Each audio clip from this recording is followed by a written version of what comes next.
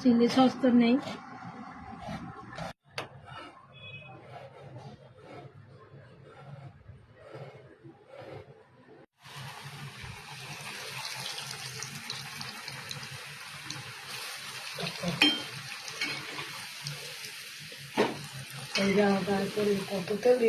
আইডিয়াও নেই তো। তুমি বললে তেল দিতে, আমি তেল দিয়ে দিয়েছি চপচপে করে। বলে এত তেল, আইডিয়া নেই, কিছু নেই।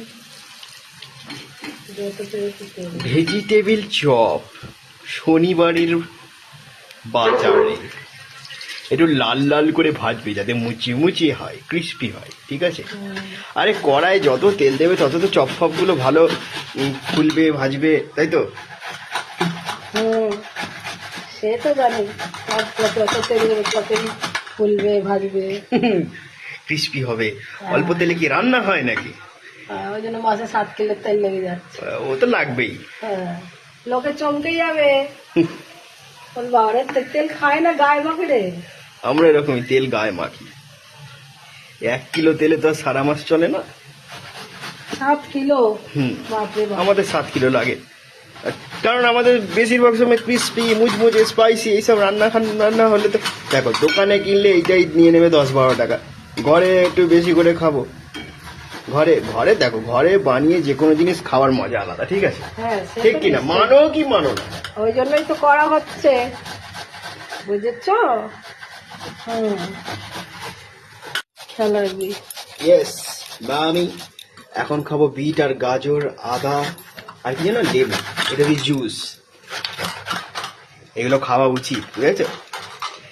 আমি না খেয়ে আমার তেল ঝরছে, মুখ দিয়ে 50 বছর বয়স হয়ে গেল। হ্যাঁ, কেউ আর বলবে তুই না এখন বলছিস খাবি, 20 বছর বয়স এখন জুস খাবি।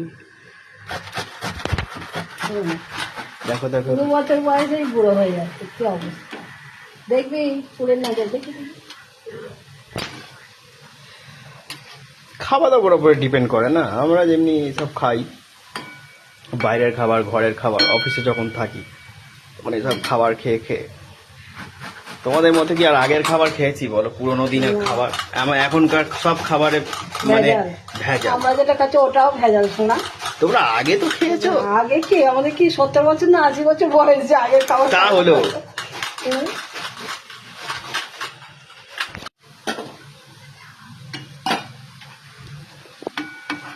এটা আরেকটু মজমচে হবে।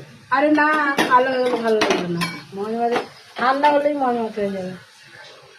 চলো, কিন্তু ক্রিস্পি হয়েছে এটা বলতে হবে। দেখ না, মজমজে হয়েছে, এর থেকে বেশি পড়ালে ভালো লাগবে না। খেতে পারবি, গরম গরম ধরতে পারবি না।